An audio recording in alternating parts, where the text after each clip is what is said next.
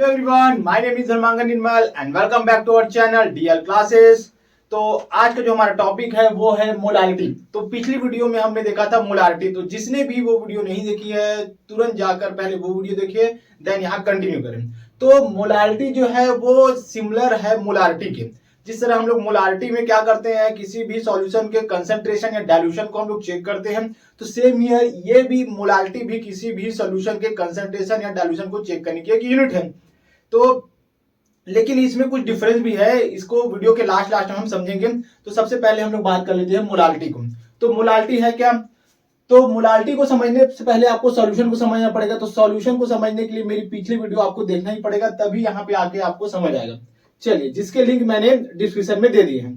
तो चलिए देखते हैं क्या है हमारा मोलालिटी। तो molality the number of moles of solute present in 1 kg of solvent. किसी भी सॉल्वेंट के, यहाँ पे हम लोग सॉल्वेंट है ए, तो सॉल्वेंट का एक 1 kg है। यहाँ पे मान के चलते हैं इसकी जो अमाउंट है 1 kg में जितना सॉलिड पार्टिकल ये घुला है बी, सॉलिड पार्टिकल, जितना भी सॉलिड पार्टिकल के मोल है उसे को हम लोग कहते हैं मोलालिटी। तो यहाँ पे आपको एक बात ध्यान रखने की बात होती है कि किसी भी सॉल्यूशन हो उसमें अमाउंट ऑफ सॉल्वेंट वो एकदम कांस्टेंट होता है। केवल हमें सॉल्यूट के बेस पे ही हमें बताना होता है कि वो डाइल्यूट है कि कंसंट्रेट है, और डाइल्यूट और कंसंट्रेट है तो कितना डाइल्यूट और कंसंट्रेट है, मींस मोलारिटी, नॉर्मेलिटी और मोलारिटी एक तरह से आपके उसके अमाउंट को बताती है कितना कंसंट्रेट है, कि 2 मोलर कंसंट्रेट है, 3 मोलर कंसंट्रेट है, कि 5 मोलर की 5 मोलर कंसंट्रेट है, ये सब बताते हैं। ठीक है, तो 1 kg में जितने नंबर ऑफ मोल्स, किसके, सॉल्यूट के, सॉलिड के जितने नंबर ऑफ मोल्स होते हैं उसमें डिसॉल्व होते हैं, उसी को हम लोग कहते हैं मोलालिटी। तो यहाँ पे लेकिन आपको सॉल्यूशन नहीं लेना है, सॉल्वेंट लेना है। तो सॉल्वेंट में घुला है। ठीक है, तो इसी को हम लोग देखेंगे फॉर्मूले के फॉर्म में। तो मोलालिटी इज इक्वल टू हो जाएगा number of mole of solute. Number of mole of solute किस में डिसॉल्व है, number of mole of solute ये सॉल्वेंट में आपके डिसॉल्व है, जिसका मास हमें दिया गया है किलोग्राम में। तो मास, सॉल्वेंट के मास को हम लोग किलोग्राम में, और सॉल्यूट जो है वो डिसॉल्व इसी सॉल्वेंट में सॉल्यूट के पार्टिकल डिसॉल्व है। ठीक है, तो उसी को हम लोग कहते हैं मोलालिटी। तो हम लोग मोलालिटी को डिनोट करते हैं एम से। तो एम इज इक्वल टू हमारे पास हो जाएगा, अब मोल्स, मोल को हम लोग एन से डिनोट करते हैं, और सॉल्यूट का है तो सॉल्यूट का है तो इसलिए हम लोग इसको बी से, तो सॉल्यूट को हम लोग बी से शो करते हैं और सॉल्वेंट को ए से शो करते हैं, हमें ये पता है। तो ठीक है, देखते हैं। तो एन ऑफ बी अपॉन, अब मास है तो मास मतलब डब्ल्यू, और किसका मास है, सॉल्वेंट का, तो सॉल्वेंट को हम लोग शो करते हैं ए से, तो डब्ल्यू ऑफ ए इन किसमें, किलोग्राम में, तो इन केजी। हमें पता है कि मोल का हम लोग डिफाइन किए थे कि एन इक्वल टू होता है वेट अपॉन मास, और अगर सॉल्यूट का मोल है तो सॉल्यूट के वेट अपॉन सॉल्यूट का मास।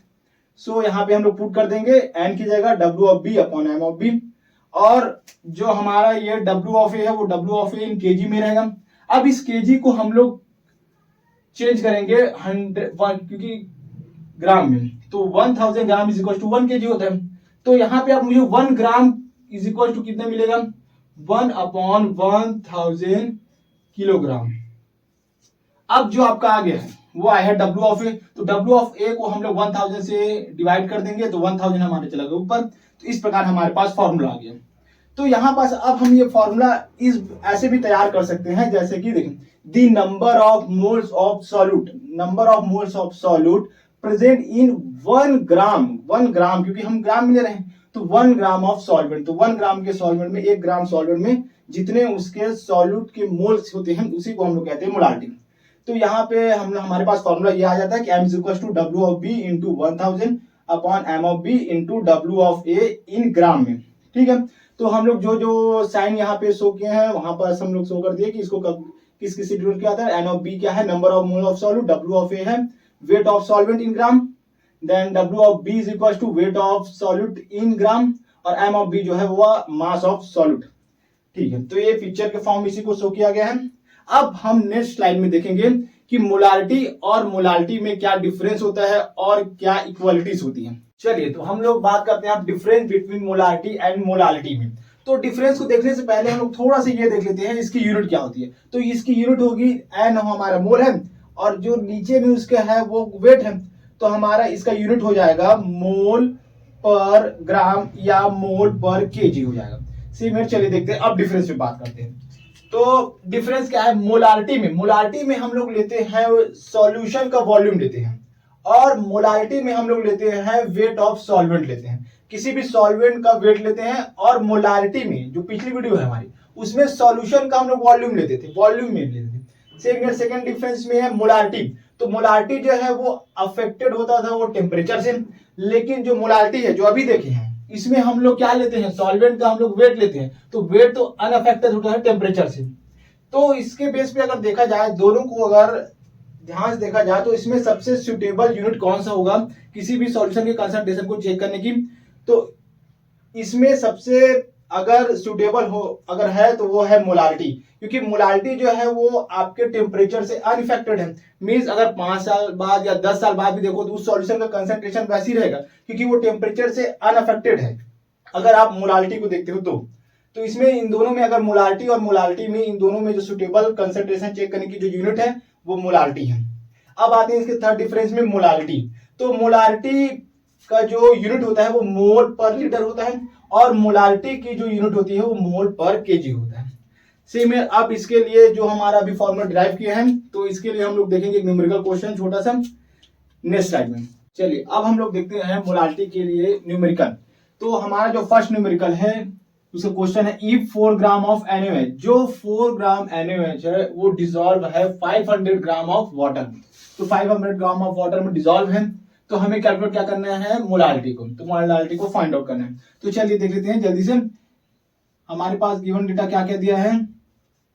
सबसे पहले तो आपको मानना पड़ेगा यार कि A इज इक्वल टू हमारे पास है सॉल्वेंट में क्या दिया गया है 500, सॉल्वेंट जो दिया गया आपका वाटर है H2O, उसी में डिसॉल्व है आपका क्या सॉल्यूट। तो सॉल्यूट को हम लोग शो करते हैं B से, तो B इज इक्वल टू हमारे पास हो जाएगा NaOH। देन अब W ऑफ A, वाटर का वेट कितना दिया गया है हमारे पास 500 ग्राम। उधर आप चाहो तो पिक्चर फॉर्म में भी दे सकते हो, उसमें अच्छे से और समझ आ जाएगा आपको क्वेश्चन क्या कह रहे हैं। और यहाँ पे आप W ऑफ B, तो W ऑफ B हमारे पास दिया गया है 4 ग्राम, ठीक इतना दिया गया है। और हमें कैलकुलेट करना है, फाइंड करना है मोलारिटी को। तो molarity M is equal to question mark. चलिए हमारे पास फॉर्मूला क्या होता है वो देखते हैं। तो फॉर्मूला हमारे पास हो जाएगा जिसको हमने अभी फर्स्ट वाले स्लाइड में डिराइव किया था, उसी कॉन्सेप्ट को समझा था कि मोलारिटी होता क्या। तो molarity M is equal to होता है मोल्स ऑफ सॉल्यूट। तो मोल्स ऑफ सॉल्यूट मतलब W of B upon M of B, mole W by M into किसमें सॉल्वेंट का ग्राम लेना है, वेट इन ग्राम लेना है, इन ग्राम इनटू कितने में पर ग्राम बोले ना, तो पर ग्राम के लिए क्या कर देना है 1000 से किलोग्राम में था 1000 में डिवाइड। चल ठीक है। अब यहाँ पे वैल्यू रखते हैं। तो W ऑफ A की वैल्यू दिया गया है, W ऑफ B की वैल्यू दिया गया है, और M ऑफ B की वैल्यू नहीं दिया गया है। तो M ऑफ B की वैल्यू आपको कैलकुलेट करना पड़ेगा। तो M of B is equal to calculate कर लेते हैं। B मींस हमारे पास NaOH है, तो सोडियम का हमारे पास 23 प्लस ऑक्सीजन का 16 प्लस 1, ये सबका मास हो गया। सबको ऐड कर देंगे तो हमारे पास आ जाएगा 40 एटॉमिक मास यूनिट। चलिए अब पुट करते हैं तो आसानी से हमारे पास कैलकुलेट हो जाएगा। W ऑफ B की वैल्यू है हमारे पास 4 gram into 1000 upon M of B की जो वैल्यू है 40 है, इंटू W ऑफ A की जो वैल्यू है वो हमारे पास है, W ऑफ A की वैल्यू 500। अब तीनों जीरो से कैंसिल हो जाएंगे, 4 से 4 कैंसिल, बचा हमारे पास 1/5, और 1/5 की वैल्यू होती है 0.2। तो ये इसकी यूनिट हमने अभी डिस्कस किया था, क्या होता है मोल पर, अब केजी ले सकते हैं लेकिन यहाँ पे हम ग्राम ले तो मोल पर ग्राम। तो ये है आपकी मोलारिटी।